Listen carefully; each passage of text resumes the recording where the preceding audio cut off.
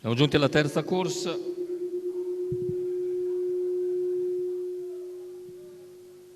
Confronto per 4 anni sul miglio, 10 al via, Brigitte, Blue Bay Pell, Benedetta Jet, Bumpit of West, Bizantina Bass, Buongallo Wise L in prima fila, Baghera Gar, Butterfly Horse, Briscola Matley, Betty Boop Jet in seconda. Benedetta Jet, la più appoggiata, numero 3, Antonio Greppi in sediolo.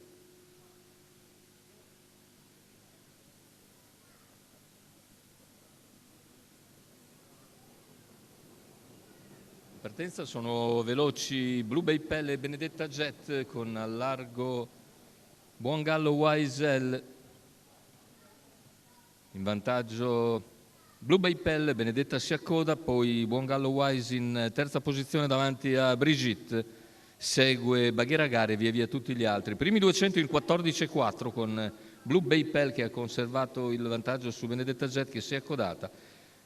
Buona partenza di Buongallo Wise che si è sistemato in terza posizione, mentre all'esterno cominciano a progredire. Bumpit of West avanza gradualmente, si porta a ridosso di Benedetta Jet dopo 500 metri di gara e si trascina Butterfly Horse. Per corsie esterne c'è anche Betty Boop Jet in terza pariglia esterna, 600 in 46 per Blue Bay Pell che guida davanti a Benedetta Jet quando siamo sotto le tribune. Bumpit of West per corsie esterne, seguito nell'azione da Butterfly Horse e quindi Betty Boop Jet. Per corsie esterne anche Bizantina Bass, mentre il gruppo è chiuso da Baghera Gar. 1 minuto e 9 decimi il passaggio agli 800, la terza ruota ora di Betty Boop Jet quando siamo all'altezza del chilometro, coperto in 1.16,4. Scatta Betty Boop Jet in terza corsia, si libera in breve di Bumpit of West. Cerca invece di opporre resistenza a Blue Bay Pell, si libera a questo punto dalla corda Benedetta Jet.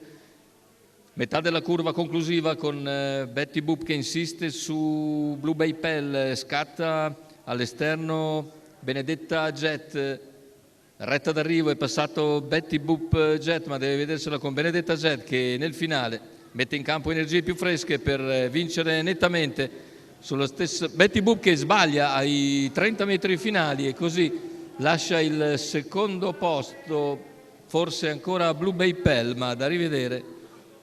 C'era anche un altro cavallo di galoppo. 1.14,3 ragguaglio conclusivo, 28,9 a chiudere.